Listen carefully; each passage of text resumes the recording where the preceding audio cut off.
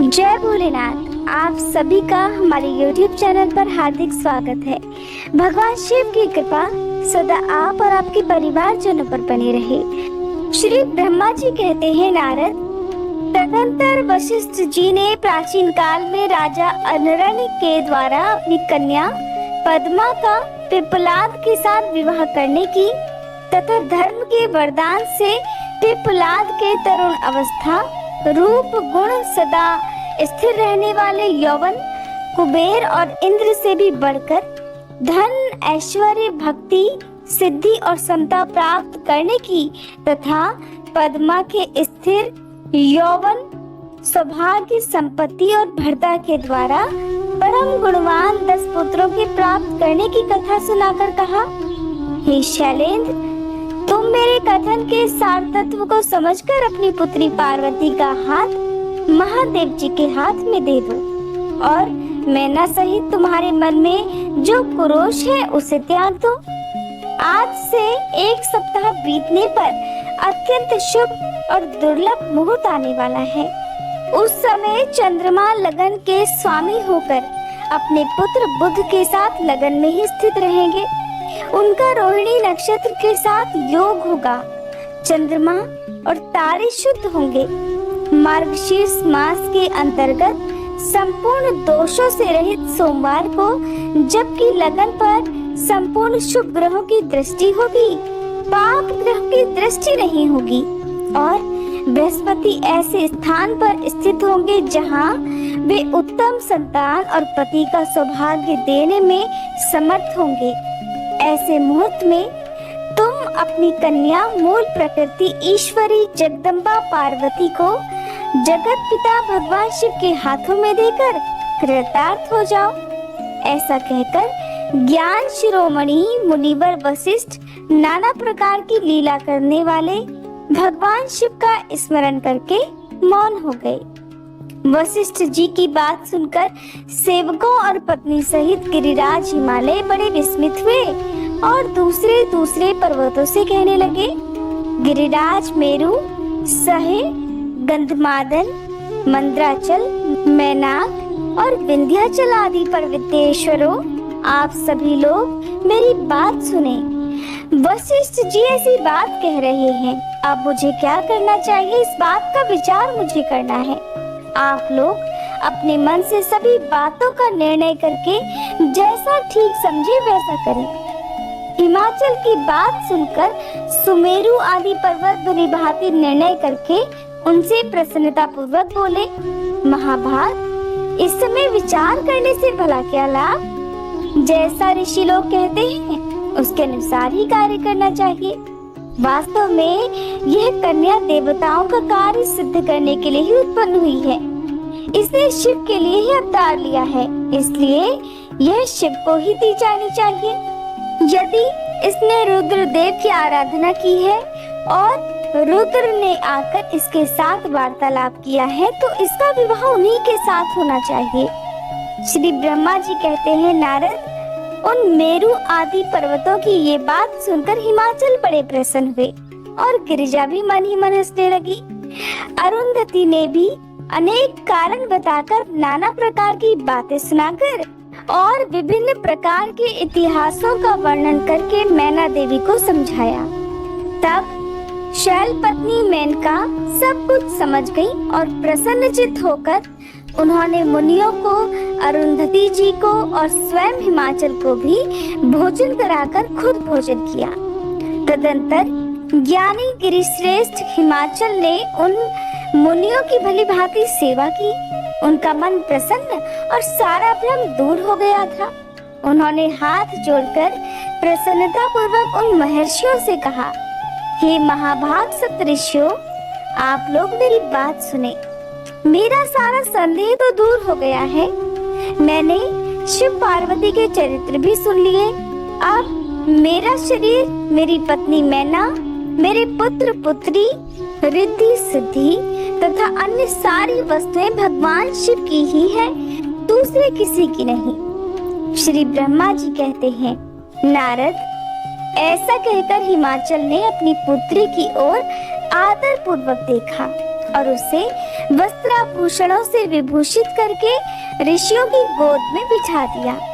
तत्पश्चात वे शैलराज पुनः प्रसन्न हो उन ऋषियों से बोले, ये भगवान रुद्र का ही भाग है और इसे मैं उन्हीं को दूंगा, ऐसा मैंने निश्चय कर लिया है। ऋषिगण कहने लगे, गिरिराज, भगवान शंकर तो तुम्हारे याचक है और तुम स्वयं उनके दाता हो और पार्वती देवी भिक्षा है। इससे उत्तम भला और क्या हो सकता है? हिमाचल, तुम समस्त पर्वतों के राजा, सबसे श्रेष्ठ और धन्य हो, अतः तुम्हारे शिखरों की सामान्य गति है। तुम्हारे सभी शिखर सामान्य रूप से पवित्र और श्रेष्ठ हैं। ब्रह्मा जी कहते हैं, नारद, ऐसा कहकर निर्मल अंतःकरण वाले उन मुनियों ने गिरिराज कुमारी पार्वती को हाथ से छूकर आशीर्वाद देते हुए कहा, शिवे, तुम भगवान शिव के लिए सुखदायिनी हो, तुम्हारा कल्याण होगा। जैसे शुक्ल पक्ष में चंद्रमा बढ़ते हैं, उसी प्रकार तुम्हारे गुणों की वृद्धि हो। ऐसा कहकर सब मुनियों ने गिरिराज को प्रसन्नता पूर्वक फल फूल देकर विवाह के पक्के होने का दृढ़ विश्वास कर लिया। उस समय परम सती सुमुखी अरुंधति ने प्रसन्नता पूर्वक भगवान शिव के गुणों का बखान करके मैना को भी लुभा लिया। फिर गिरिराज हिमवान ने परम उत्तम मांगलिक लोकाचार का आश्रय लेकर हल्दी और कुमकुम से अपनी दाढ़ी मूछ का भी मार्जन किया। फिर चौथे दिन उत्तम लगन का निश्चय करके परस्पर संतोष दे वे सप्तऋषि भगवान शिव के पास चले गए। वहां जाकर शिव जी को नमस्कार और विविध स्तुतियों से उनका स्तवन करके वे वशिष्ठ आदि सभी मुनि परमेश्वर शिव से इस प्रकार कहने लगे, हे देवाधिदेव महादेव, हे परमेश्वर, हे महाप्रभु, आप प्रेम पूर्वक हमारी बात सुनिए। आपके इन सेवकों ने जो कार्य किया है उसे भी जान लीजिए। महेश्वर, हमने नाना प्रकार के सुंदर वचन और इतिहास सुनाकर गिरिराज और मैना को समझा दिया है। गिरिराज ने आपके लिए पार्वती का वाग्दान कर दिया है, अब इसमें कोई ना नुकुर नहीं है। अब आप अपने पार्षदों और देवताओं के साथ उनके यहाँ विवाह के लिए जाइए। महादेव, हे प्रभु, अब शीघ्र ही हिमाचल के घर पधारिए और वेदोक्त रीति के अनुसार पार्वती जी का अपने लिए पाणी ग्रहण कीजिए। सप्तऋषियों के ये वचन सुनकर लोकाचार परायण महेश्वर प्रसन्नचित्त होकर हंसते हुए इस प्रकार कहने लगे, महाभाग सप्तऋषियों, विवाह को तो मैंने न कभी देखा है और न सुना ही है। तुम लोगों ने पहले जैसा देखा हो उसी के अनुसार विवाह की विशेष विधि का वर्णन करो। महेश्वर के उस लौकिक शुभ वचन को सुनकर वे ऋषिगण हंसते हुए देवाधिदेव भगवान सदाशिव से इस प्रकार बोले, प्रभु, आप पहले तो भगवान विष्णु को विशेषतः उनके पार्षदों सहित शीघ्र बुलवा लीजिए। फिर पुत्रों सहित ब्रह्मा जी को, देवराज इंद्र को, समस्त ऋषियों को, यक्ष, गंधर्व, किन्नर, सिद्ध, विद्याधर और अप्सराओं को प्रसन्नता पूर्वक आमंत्रित कीजिए। इनको और अन्य सभी लोगों को यहाँ सादर बुलवा लीजिए। वे सब मिलकर आपके कार्य का साधन कर लेंगे, इसमें कोई संशय नहीं है प्रभु। ब्रह्मा जी कहते हैं, नारद, ऐसा कहकर वे सातों ऋषि उनकी आज्ञा लेकर भगवान शंकर की स्थिति का वर्णन करते हुए वहां से प्रसन्नता पूर्वक अपने धाम को चले गए। श्री नारद जी ने पूछा, हे तात, हे महाप्राज्ञ प्रभु, आप कृपा पूर्वक ये बताइए कि सप्तऋषियों के चले जाने पर हिमाचल ने फिर क्या किया? ब्रह्मा जी कहने लगे, मुनीश्वर, अरुंधति सहित उन ऋषियों के चले जाने पर हिमवान ने जो कार्य किया वो तुम्हें बता रहा हूँ, ध्यान पूर्वक सुनो। सप्तऋषियों के जाने के बाद अपने मेरु आदि भाई बंधुओं को आमंत्रित करके पुत्र और पत्नी सहित महामनस्वी गिरिराज हिमवान बड़े हर्ष का अनुभव करने लगे। उसके बाद ऋषियों की आज्ञा के अनुसार हिमवान ने अपने पुरोहित गर्ग जी से बड़ी प्रसन्नता के साथ लगन पत्रिका लिखवाई। उस पत्रिका को उन्होंने भगवान शिव के पास भेजा। पर्वतराज के बहुत से आत्मीयजन प्रसन्न मन से नाना प्रकार की सामग्रियां लेकर वहां गए। कैलाश पर भगवान शिव के समीप पहुंचकर उन लोगों ने शिव को तिलक लगाया और वह लग्न पत्र उनके हाथ में दे दिया। वहां भगवान शिव ने उन सब का यथा योग्य विशेष सत्कार किया। फिर वे सब लोग प्रसन्नचित्त हो शैलराज के पास लौट आए।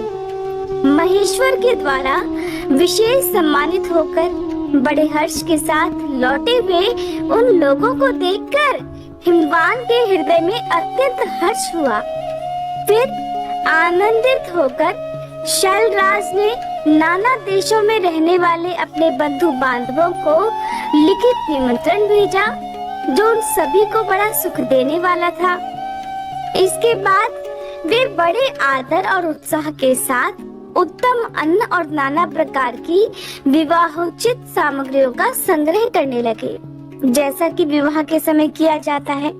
उन्होंने चावल, गुड़, शक्कर, आटा, दूध, दही, घी, मिठाई, नमकीन पदार्थ, मक्खन, पकवान, महान स्वादिष्ट रस और नाना प्रकार के व्यंजन इतने अधिक एकत्रित कर लिए कि सूखे पदार्थों के तो पहाड़ से खड़े हो गए और द्रव पदार्थों की बावड़ियां बन गई। शिव के पार्षदों और देवताओं के लिए हितकर नाना प्रकार की वस्तुएं, भांति भांति के बहुमूल्य वस्त्र, आग में तपाकर शुद्ध किए हुए स्वर्ण, रजत और विभिन्न प्रकार के मणिरत्न, इनका और अन्य उपयोगी द्रव्यों का विधि पूर्वक संग्रह करके गिरिराज ने मंगलकारी दिन में मांगलिक नृत्य करना आरंभ कर दिया। पर्वतराज के घर की स्त्रियों ने पार्वती का संस्कार करवाया। तरह तरह के आभूषणों से सजाई हुई राजभवन की उन सुंदर स्त्रियों ने सानंद मंगल कार्य का संपादन किया। नगर के ब्राह्मणों की स्त्रियों ने स्वयं बड़े हर्ष के साथ लोकाचार का अनुष्ठान किया। उसमें मंगल पूर्वक भांति भांति के उत्सव मनाए गए। हर्ष भरे हृदय से उत्तम मंगलाचार का संपादन करके हिमालय भी सर्वतोभावेन बड़े प्रसन्न हुए और अपने निमंत्रित बंधु बांधवों के आगमन की उत्सुकता पूर्वक प्रतीक्षा करने लगे। इसी बीच में उनके निमंत्रित बंधु बांधव भी आने लगे। देवताओं के निवास भूत गिरिराज सुमेरु दिव्य रूप धारण करके नाना प्रकार के मणियों और महारत्नों को यत्न पूर्वक साथ लेकर अपने स्त्री पुत्रों के साथ हिमालय के घर पर आए। मंद्राचल, अस्ताचल, उदयाचल, मलय, दुर्दुर, निषद, गंधमादन, करवीर, महेंद्र, पारियात्र, क्रौंच, पुरुषोत्तम शैल, नील, त्रिकूट, चित्रकूट, वेंकट, श्रीशैल, गोकामुख, नारद, विंध्य, कालंजर, कैलाश तथा अन्य पर्वत दिव्य रूप धारण कर अपने स्त्री पुत्रों के साथ बहुत सारी भेंट सामग्री लेकर वहां उपस्थित हुए। दूसरे द्वीपों में तथा यहाँ भी जो पर्वत है वे सब हिमालय के घर पधार गए। शिवा और शिव का विवाह है ये जानकर सबने बड़ी प्रसन्नता के साथ वहां पदार्पण किया। शोणभद्र आदि नद और संपूर्ण नदियां दिव्य नर नारियों के रूप धारण कर नाना प्रकार के अलंकारों से अलंकृत होकर शिव पार्वती जी का विवाह देखने के लिए एकत्रित हो गए थे। गोदावरी, यमुना, सरस्वती, वेणी, गंगा, नर्मदा तथा अन्य श्रेष्ठ सरिताएं भी बड़ी प्रसन्नता के साथ हिमालय के यहाँ आई। उन सब के आने से हिमालय की दिव्यपुरी सब ओर से भर गई। वह सब प्रकार की शोभाओं से संपन्न थी। वहाँ बड़े बड़े उत्सव हो रहे थे, ध्वजा पताकाएं फहरा रही थी। बंधनवारों से उसकी अधिक शोभा होती थी। चारों ओर चंदोवे तने होने से वहाँ पर सूर्य का दर्शन नहीं होता था। भांति भांति की नीली पीली आदि प्रभा उस पुरी की शोभा बढ़ा रही थी।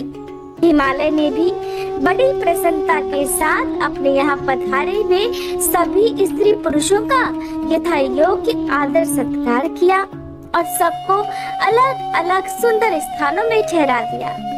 अनेकानेक उपयुक्त सामग्री देकर सभी को पूर्ण संतुष्ट किया। हे मुनि श्रेष्ठ, फिर शैलराज हिमवान ने प्रसन्न होकर महान उत्सव से परिपूर्ण अपने नगर को विचित्र रीति से सजाना आरंभ कर दिया। सड़कों को झाड़ बुहार कर उन पर छिड़काव कराया, उन्हें बहुमूल्य साधनों से सुसज्जित और शोभित किया। प्रत्येक घर के दरवाजे पर केले आदि मांगलिक वृक्ष लगवाए और उन्हें मांगलिक द्रव्यों से संयुक्त किया। आंगन को केले के खम्भों से सजाया। रेशम की डोरों में आम के पल्लव बांधकर बंधनवारें बनवाई और उन्हें उन खम्भों के चारों ओर लगवा दिया। मालती के फूलों की मालाएं उस आंगन के सब ओर लटका दी गईं। सुंदर तोरणों से वह आंगन का भाग अत्यंत प्रकाशमान जान पड़ता था। चारों दिशाओं में मंगल सूचक शुभ द्रव्य रखे गए थे जो उस प्रांगण की शोभा बढ़ा रहे थे। इस प्रकार अत्यंत प्रसन्नता से भरे हुए गिरिराज हिमवान ने महान प्रभावशाली गर्ग मुनि को आगे करके अपनी पुत्री के लिए प्रस्तुत करने योग्य सारा उत्तम मंगल कार्य संपन्न किया। उन्होंने विश्वकर्मा को बुलाकर आदर पूर्वक एक मंडप बनवाया जिसका विस्तार बहुत अधिक था। वेदी आदि के कारण वह मंडप बहुत मनोहर जान पड़ता था। हे देवर्षि, वह मंडप कई योजन विस्तृत था। अनेक शुभ लक्षणों से युक्त तथा नाना प्रकार के आश्चर्यों से भरा हुआ था। वहाँ पर स्थावर और जंगम सभी वस्तुएं कृत्रिम बनी हुई थी, परंतु असली वस्तुओं की तरह लग रही थी। उनसे उस मंडप की सुंदरता और भी बढ़ गई थी। वहाँ चारों ओर ही ऐसी अद्भुत वस्तुएं थी जो उस मंडप का सर्वस्व जान पड़ती थी। नाना प्रकार की निराली वस्तुओं का चमत्कार वहाँ पर छा रहा था। वहाँ की स्थावर वस्तुओं से जंगम और जंगम वस्तुओं से स्थावर पराजित हो रहे थे, अर्थात वे एक दूसरे से बढ़कर शोभाशाली और चमत्कारपूर्ण दिखाई देते थे। उस मंडप की स्थल भूमि जल से पराजित हो रही थी, अर्थात चतुर से चतुर मनुष्य भी ये नहीं जान पाते थे कि इसमें कहाँ जल है और कहाँ स्थल। कहीं पर कृत्रिम सिंह बने हुए थे, कहीं सारसों की पंक्तियां, कहीं बनावटी मोर थे जो अपनी सुंदरता से सबको मोह लेते थे। कहीं कृत्रिम स्त्रियां थी जो पुरुषों के साथ नृत्य करती हुई देखी जाती थी। वे कृत्रिम होने पर भी सब लोगों की ओर देखती और उनको मोह में डाल देती थी। इसी विधि से मनोहर द्वारपाल बने हुए थे जो स्थावर होने पर भी जंगमों के समान जान पड़ते थे। वे अपने हाथों से धनुष उठाकर उन्हें खींचते हुए देखे जा रहे थे। द्वार पर कृत्रिम महालक्ष्मी खड़ी थी जिनकी रचना अद्भुत थी। वह समस्त शुभ लक्षणों से संयुक्त दिखाई देती थी और उन्हें देखकर ऐसा जान पड़ता था मानो क्षीर सागर से साक्षात लक्ष्मी जी ही वहां पर आ गई हों। उस मंडप में स्थान स्थान पर सजे सजाए कृत्रिम हाथी खड़े किए गए थे जो कि असली हाथियों की तरह लग रहे थे। घुड़सवारों सहित घोड़े और हाथी सवारों सहित हाथी बनाए गए थे। जहाँ तहाँ रथियों सहित रथ बने हुए थे जो कृत्रिम अश्वों से ही खींचे जाते थे और उन्हें देखकर लोगों को बड़ा आश्चर्य होता था। इनके सिवा दूसरे कृत्रिम वाहन भी वहां खड़े हुए थे। पैदल सिपाहियों की कृत्रिम सेना भी वहां पर मौजूद थी। हे मुने, प्रसन्न चित्त वाले विश्वकर्मा ने देवताओं और मुनियों को भी मोह में डालने के लिए वहां ऐसी अद्भुत रचनाएं की थी। मंडप के सबसे बड़े फाटक पर कृत्रिम नंदी खड़ा था, जो शुद्ध स्फटिक मणि के समान उज्जवल कांति से सुशोभित होता था। भगवान शिव के वाहन नंदी की जैसी आकृति है, ठीक वैसा ही वो भी था। उस कृत्रिम नंदी के ऊपर रत्न विभूषित महादिव्य पुष्पक शोभा पाता था, जो पल्लवों और श्वेत चामरों से सजाया गया था। उसके वाम पार्श्व में 2 कृत्रिम हाथी खड़े थे, जिनका रंग विशुद्ध केसर के समान था। वे 4 दांतों वाले बनवाए गए थे और 60 वर्ष के पाठों के समान दिखते थे, और वे एक दूसरे से परस्पर स्नेह करते से दिखाई दे रहे थे। उनमें बड़ी चमक थी। इस प्रकार सूर्य के समान अत्यंत प्रकाशमान 2 दिव्य अश्व भी विश्वकर्मा जी ने बनाए थे, जो चमड़ से अलंकृत और दिव्य आभूषणों से विभूषित थे। श्रेष्ठ रत्नमय आभूषणों से संपन्न कवचधारी लोकपाल तथा संपूर्ण देवता भी वहां विश्वकर्मा द्वारा रचे गए थे, जो ठीक उन्हीं लोकपालों और देवताओं से मिलते जुलते थे। इसी तरह भृगु आदि समस्त तपोधन ऋषि, अन्यान उपदेवता और सिद्ध भी उनके द्वारा वहां पर निर्मित किए गए थे। गरुड़ आदि समस्त पार्षदों से युक्त भगवान विष्णु का कृत्रिम विग्रह भी विश्वकर्मा ने बनाया था, जिसका स्वरूप साक्षात श्री हरि के समान ही आश्चर्यजनक था। नारद, उसी प्रकार पुत्रों, वेदों और सिद्धों से घिरे हुए मुझ ब्रह्मा की भी प्रतिमा वहां पर बनाई गई थी, जो मेरे समान ही वैदिक सूक्तों का पाठ कर रही थी। ऐरावत हाथी पर चढ़े हुए देवराज इंद्र भी वहां दल बल के साथ खड़े थे। वे भी कृत्रिम ही बनाए गए थे और परिपूर्ण चंद्रमा के समान प्रकाशित होते थे। देवर्षि, बहुत कहने से क्या लाभ। हिमाचल से प्रेरित हुए विश्वकर्मा ने वहां शीघ्र ही संपूर्ण देव समाज के कृत्रिम विग्रहों का निर्माण कर लिया था। इस प्रकार उन्होंने दिव्य मंडप की रचना की थी। वह मंडप अनेक आश्चर्यों से युक्त महान तथा देवताओं को भी मोह लेने वाला था। फिर गिरिराज हिमवान की आज्ञा से परम बुद्धिमान विश्वकर्मा ने देवता आदि के निवास के लिए उनके कृत्रिम लोकों का भी यत्नपूर्वक निर्माण किया। उन्हीं लोकों में उन्होंने उन देवताओं के लिए अत्यंत तेजस्वी, परम अद्भुत और सुखदायक बड़े बड़े दिव्य मंचों अर्थात सिंहासनों की भी रचना की।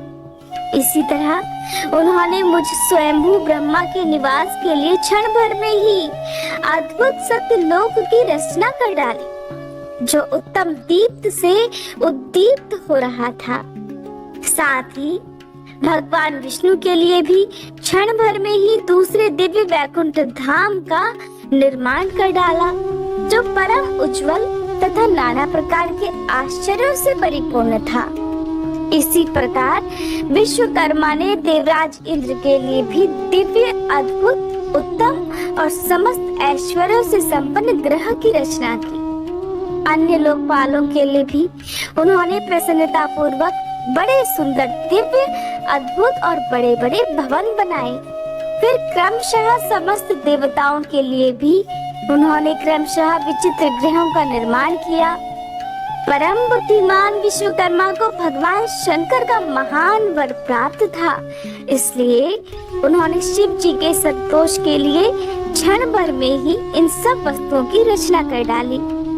फिर उसी प्रकार शंकर जी के लिए भी उन्होंने एक शोभाशाली गृह का निर्माण किया, जो शिव जी के चिन्ह से युक्त तथा शिव लोकवर्ती दिव्य भवन के समान ही अनुपम था। श्रेष्ठ देवताओं ने इसकी पूरी पूरी प्रशंसा की थी। वह परम उज्जवल महान प्रभापुंज से उद्भासित उत्तम और अद्भुत था। विश्वकर्मा ने भगवान शिव की प्रसन्नता के लिए वहाँ ऐसी अद्भुत रचना की थी जो परम उज्जवल होने के साथ ही साक्षात महादेव जी को भी आश्चर्य में डालने वाली थी। इस प्रकार यह सारा लौकिक व्यवहार करके हिमाचल बड़ी प्रसन्नता के साथ भगवान शंभु के शुभागमन की प्रतीक्षा करने लगे। देवेश्वर, हिमालय का यह सारा आनंददायक वृतांत मैंने तुमसे कह सुनाया, अब और क्या सुनना चाहते हो? देवर्षि नारद कहने लगे, विष्णु शिष्य महाप्राग तात हे विधाता, आपको नमस्कार है। हे कृपा निधे, आपके मुंह से ये अद्भुत कथा मुझे सुनने को मिली है। अब मैं भगवान चंद्रमौली के परम मंगलमय तथा समस्त पाप राशि के विनाशक वैवाहिक चरित्र को सुनना चाहता हूँ। मंगल पत्रिका पाकर महादेव जी ने क्या किया, परमात्मा शंकर की वह दिव्य कथा भी मुझे सुनाइए। तो इस कथा को सुनाने से पहले, इससे पहले की वीडियो में मैंने आपसे एक प्रश्न पूछा था कि भगवान शिव हिमवान और मैना के घर कौन से वेश में गए थे उनकी परीक्षा लेने के लिए। तो भगवान शिव एक नट के वेश में गए थे। हो सकता है आप में से बहुत से लोगों ने वो अध्याय लास्ट तक ना सुना हो। जिन्होंने नहीं सुना हो तो आप दोबारा से एक बार फिर से उस वीडियो को सुन सकते हैं। तो श्री ब्रह्मा जी कहने लगे, बेटा तुम बड़े बुद्धिमान हो, भगवान शंकर के उत्तम यश को सुनो। मंगल पत्रिका पाकर भगवान शंकर ने जो कुछ किया वो बताता हूँ। भगवान शिव उस मंगल पत्रिका को प्रसन्नता पूर्वक हाथ में लेकर हृदय में बड़े हर्ष का अनुभव करते हुए हंसने लगे। फिर उन भगवान ने उसे लाने वालों का सम्मान किया, फिर उसे बांचकर विधि पूर्वक स्वीकार कर लिया। इसके बाद हिमाचल के यहाँ से आए हुए लोगों को बड़े आदर सम्मान के साथ उन्होंने विदा किया। फिर उन्होंने उन मुनियों से कहा, आप लोगों ने मेरे शुभ कार्य का भली भांति संपादन किया, अब मैंने विवाह स्वीकार कर लिया है, अतः आप सभी को मेरे विवाह में जरूर आना है। भगवान शंकर के ऐसे वचन सुनकर वे ऋषि बड़े प्रसन्न हुए और उन्हें प्रणाम कर उनकी परिक्रमा करके अपने परम सौभाग्य की सराहना करते हुए अपने धाम को चले गए। मुने, तदंतर महालीला करने वाले देवेश्वर भगवान शंभु ने लोकाचार का सहारा लेकर तत्काल ही तुम्हारा स्मरण किया और तुम भी नारायण नारायण कहते हुए अपनी वीणा बजाते हुए वहाँ तत्काल ही आ गए। बड़े प्रसन्न थे और मस्तक झुकाकर प्रणाम कर हाथ जोड़कर विनीत भाव से वहाँ पर खड़े हो गए। तब भगवान शिव कहने लगे कि नारद, तुम्हारे उपदेश से देवी पार्वती ने तो बड़ी भारी तपस्या की, जिससे संतुष्ट होकर मैंने उन्हें ये वर दिया कि मैं पति रूप से तुम्हारा पाणी ग्रहण करूंगा। पार्वती की भक्ति देखकर मैं उनके वश में हो गया हूँ, इसलिए उनके साथ मैं अब विवाह करूंगा।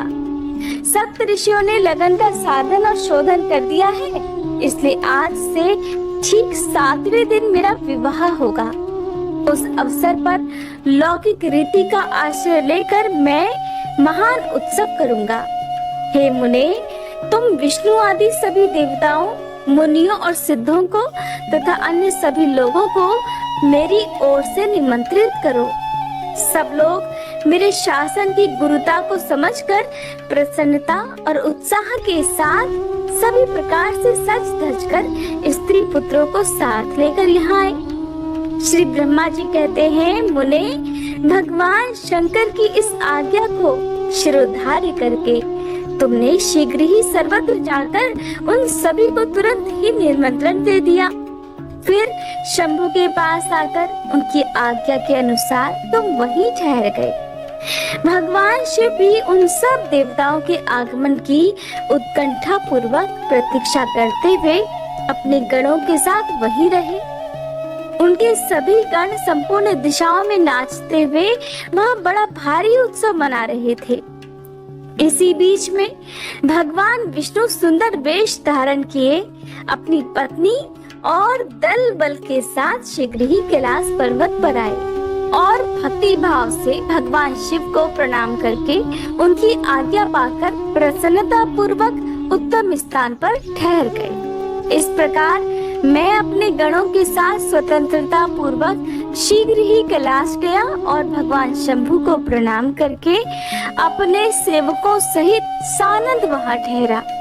तदंतर इंद्र आदि लोकपाल और उनकी स्त्रियां आवश्यक सामान के साथ खूब सज धज कर वहां आए। वे सब के सब उत्सव मना रहे थे।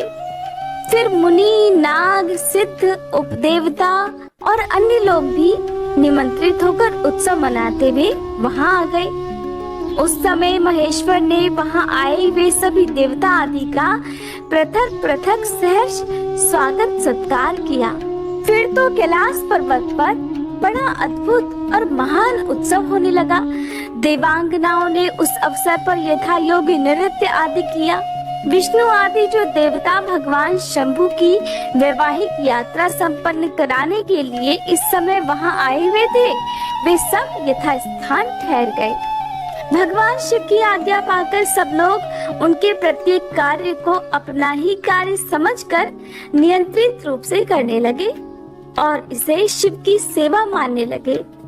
उस समय सातों मातृकाएं वहां बड़ी प्रसन्नता के साथ शिव को यथा योग्य आभूषण पहनाने लगी। हे मुनि श्रेष्ठ, परमेश्वर भगवान शिव का जो स्वाभाविक वेश था वही उनकी इच्छा से उनके लिए आभूषण की सामग्री बन गया। उस समय चंद्रमा स्वयं उनके मुकुट के स्थान पर जा विराजे। उनका जो सुंदर ललाट वर्दी तीसरा नेत्र था वही शुभ तिलक बन गया। मुने कानों के आभूषणों के रूप में जो दो सर्प बताए गए हैं वे नाना प्रकार के रत्नों से युक्त दो कुंडल बन गए।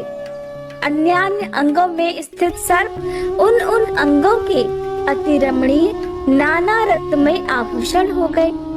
उनके शरीर में जो भस्म लगा था वही चंदन आदि का अंगराग बन गया और उनके जो गज चर्म आदि परिधान थे वे सुंदर दिव्य दुकूल बन गए। इस प्रकार उनका रूप इतना सुंदर हो गया कि उसका वर्णन कर पाना ही कठिन है। वे साक्षात ईश्वर तो थे ही, उन्होंने पूरा ऐश्वर्य प्राप्त कर लिया था। फिर समस्त देवता, यक्ष, दानव, नाग, पक्षी, अप्सरा और महर्षि गण मिलकर भगवान शिव के पास गए और महान उत्सव मनाते हुए प्रसन्नता पूर्वक उनसे इस प्रकार बोले, हे महादेव, हे महेश्वर, अब आप महादेवी गिरिजा को ब्याह लाने के लिए हम लोगों के साथ चलिए हम पर कृपा कीजिए प्रभु। फिर विज्ञान से प्रसन्न हृदय वाले भगवान विष्णु ने भगवान शंकर को भक्ति भाव से प्रणाम करके उपयुक्त प्रस्ताव के अनुरूप ही बात कही। भगवान विष्णु कहने लगे, हे शरणागत वत्सल देवाधिदेव, हे महादेव, हे प्रभु, आप अपने भक्तजनों का कार्य सिद्ध करने वाले हैं, अतः मेरा एक निवेदन सुनिए। कल्याणकारी शंभु, आप ग्रह सूत्रोक्त विधि के अनुसार गिरिराज कुमारी पार्वती देवी के साथ अपने विवाह का कार्य कराइए। हे हर, आपके द्वारा विवाह की विधि का संपादन होने पर वही लोक में सर्वत्र विख्यात हो जाएगी। अतः हे नाथ, आप कुल धर्म के अनुसार प्रेम पूर्वक मंडप स्थापन और नांदी मुख श्राद्ध कराइए और अपने लोक में अपने यश का विस्तार कीजिए। श्री ब्रह्मा जी कहते हैं, नारद, भगवान विष्णु के ऐसा कहने पर लोकाचार परायण परमेश्वर शंभु ने विधि पूर्वक सारे कार्य किए। उन्होंने सारा अभ्युदिक कार्य कराने के लिए मुझको ही अधिकार दे रखा था। अतः वहाँ मुनियों को साथ लेकर मैंने आदर और प्रसन्नता के साथ वे सब कार्य संपन्न कराए। और सुनो नारद, उस समय कश्यप, अत्रि, वशिष्ठ, गौतम, भागुरी, गुरु, कंडव, बृहस्पति, शक्ति, जमदग्नि, पराशर, मार्कंडेय, शिलापाक, अरुणपाल, अकृतश्रम, अगस्त, च्यवन, गर्ग, शिलाद, दधीची, अकृत व्रण, पिपलाद, कुशिक, कौत्स तथा शिष्यों सहित व्यास, ये और बहुत से ऋषि जो भगवान शिव के पास आए थे, मेरी प्रेरणा से विधि पूर्वक वहाँ अभ्युदयी कर्म कराने लगे। वे सब के सब वेदों के पारंगत विद्वान थे, इसलिए वेदोक्त विधि से वैवाहिक मंगलाचार करके ऋग्वेद, यजुर्वेद और सामवेद के विविध उत्तम सूक्तों द्वारा महेश्वर की रक्षा करने लगे। उन सब ऋषियों ने बड़ी प्रसन्नता के साथ बहुत से मंगल कार्य कराए। मेरी और शंभु की प्रेरणा से उन्होंने विघ्नों की शांति के लिए प्रीति पूर्वक ग्रहों का और समस्त मंडलवर्ती देवताओं का पूजन किया। वह सब लौकिक वैदिक कर्म यथोचित रीति से कराकर भगवान शिव बहुत संतुष्ट हुए और उन्होंने प्रसन्नता पूर्वक ब्राह्मणों को प्रणाम किया। फिर वे सर्वेश्वर महादेव देवताओं और ब्राह्मणों को आगे करके उस गिरिश्रेष्ठ कैलाश से हर्ष पूर्वक बाहर निकले। कैलाश से बाहर जाकर देवताओं और ब्राह्मणों के साथ भगवान शंभु, जो नाना प्रकार की लीलाएं करने वाले हैं, सानंद खड़े हो गए। उस समय वहाँ महेश्वर के संतोष के लिए देवता आदि ने मिलकर बहुत बड़ा उत्सव मनाया। वहाँ बाजे बजने लगे, नाच गान होने लगा। इसके बाद अब महादेव अपनी बारात लेकर हिमालयपुरी की ओर प्रस्थान कर रहे हैं। श्री ब्रह्मा जी कहते हैं, हे मुने, फिर भगवान शंभु ने नंदी आदि सभी गणों को अपने साथ हिमाचलपुरी को चलने की प्रसन्नता पूर्वक आज्ञा देते हुए कहा, मेरे प्रिय पार्षद गणों, तुम लोग थोड़े से गणों को यहाँ रखकर शेष सभी लोग मेरे साथ बड़े उत्साह और आनंद से युक्त होकर गिरिराज हिमवान के नगर को चलो। फिर भगवान की आज्ञा पाकर गणेश्वर, शंखकर्ण, केकराक्ष, विकृत, विशाख, पारिजात, विकृतानन, दुंदुक, कपाल, संदारक, कालक, कुंड, पर्वतक, महाकाल, अग्निक, अग्निमुख, घनावह, सनाह, अमोघ, कोकिल, मेघमन्यु, तालकेतु, वृषभ, चैत्र, षण्मुख, लोकांतक और भानुक, प्रमथ तथा वीरभद्र अपने असंख्य कोटि कोटि गणों और भूतों को साथ लेकर चल दिए। नंदी आदि गणराज असंख्य गणों से घिरे चले और क्षेत्रपाल और भैरव भी कोटि कोटि गणों को अपने साथ लेकर उत्सव मनाते हुए बड़े प्रेम और उत्साह के साथ भगवान शिव की बारात के साथ चल दिए। सिर पर जटा का मुकुट धारण किए हुए थे। उन सभी के मस्तक पर चंद्रमा और गले में नील चिन्ह थे और वे सब के सब त्रिनेत्रधारी थे। उन सब ने रुद्राक्ष के आभूषण पहन रखे थे। सभी उत्तम भस्म धारण किए हुए थे और हार, कुंडल, केयूर तथा मुकुट आदि से अलंकृत थे। इस प्रकार देवताओं तथा दूसरे गणों को अपने साथ लेकर भगवान शंकर अपने विवाह के लिए हिमवान के नगर की ओर चल दिए। चंडी देवी रुद्रदेव की बहन बनकर खूब उत्सव मनाती हुई बड़ी प्रसन्नता के साथ वहां आ पहुंची।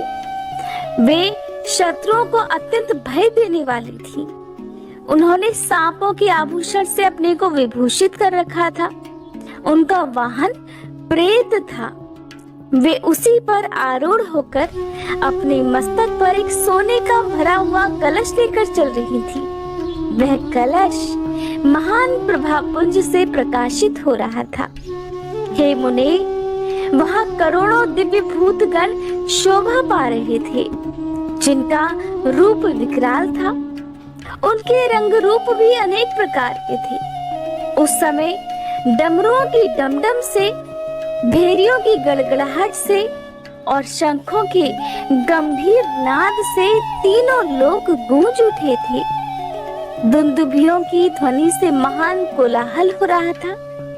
वह जगत का मंगल करता हुआ अमंगल का नाश करता हुआ था।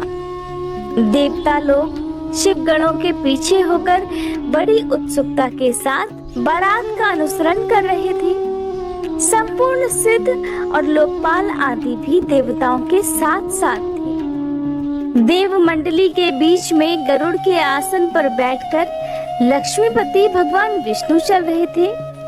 हे मुने, उनके ऊपर महान छत्र तना हुआ था जो उनकी शोभा बढ़ा रहा था और उन पर चंवर ढुलाए जा रहे थे और वे अपने गणों से घिरे हुए थे। उनके शोभाशाली पार्षदों ने उन्हें अपने ढंग से आभूषण आदि के द्वारा विभूषित किया हुआ था।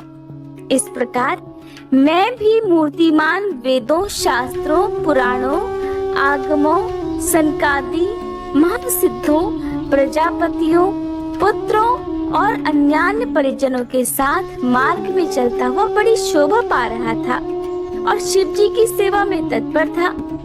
फिर देवराज इंद्र भी नाना प्रकार के आभूषणों से विभूषित होकर ऐरावत हाथी पर आरूढ़ होकर अपनी सेना के बीच से चलते हुए अत्यंत सुशोभित हो रहे थे। उस समय बारात के साथ यात्रा करते हुए बहुत से ऋषि भी अपने तेज से प्रकाशित हो रहे थे। वे शिव जी का विवाह देखने के लिए बहुत उत्कंठित थे। शाकनी, यातुधान, बेताल, ब्रह्म राक्षस, भूत, प्रेत, पिशाच, प्रमथ आदि गण, तुम्बरू, नारद, हाहा और हूहू आदि श्रेष्ठ गंधर्व तथा किन्नर भी बड़े हर्ष से भरकर बाजा बजाते हुए चल दिए। संपूर्ण जगत माताएं, सारी देव कन्याएं, गायत्री, सावित्री, लक्ष्मी और अन्य देवांगनाएं, ये और दूसरी देव पत्नियां जो संपूर्ण जगत की माताएं शंकर जी का विवाह है, ये सोचकर बड़ी प्रसन्नता के साथ उसमें सम्मिलित होने के लिए चली गई। वेदों, शास्त्रों, सिद्धों और महर्षियों द्वारा जो साक्षात धर्म का स्वरूप कहा गया है तथा जिसकी अंग कांति शुद्ध स्फटिक के समान उज्जवल है, वह सर्वांग सुंदर वृषभ भगवान शिव का वाहन है।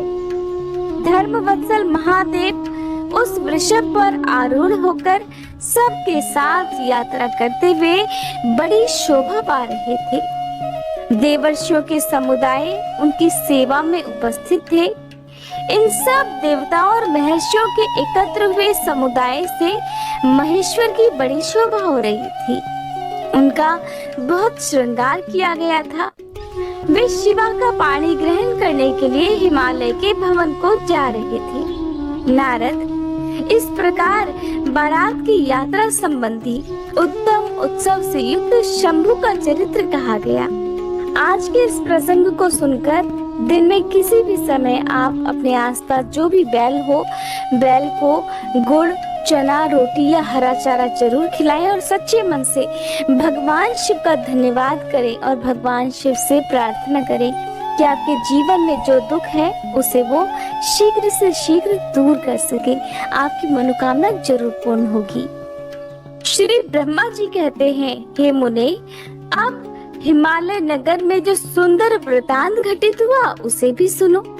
श्री ब्रह्मा जी आगे कहने लगे, फिर भगवान शिव ने नारद जी को हिमाचल के घर भेजा। वे वहाँ की विलक्षण सजावट देखकर हैरान रह गए।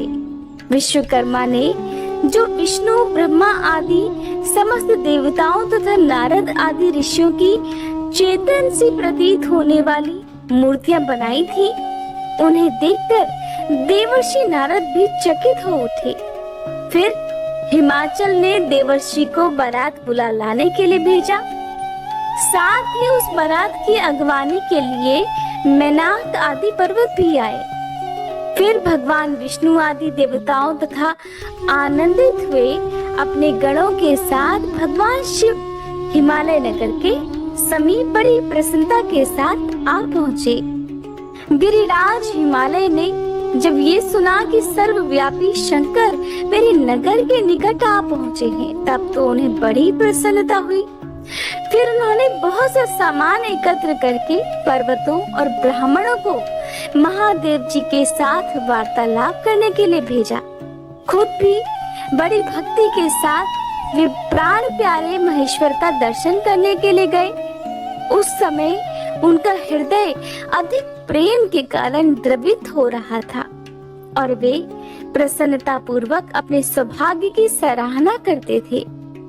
उस समय समस्त देवतागणों की सेना को उपस्थित देखकर हिमवान को बड़ा विस्मय हुआ और फिर वे अपने को धन्य मानते हुए उनके सामने गए। देवता और पर्वत एक दूसरे से मिलकर बहुत प्रसन्न हुए और अपने आप को कृतकृत्य मानने लगे।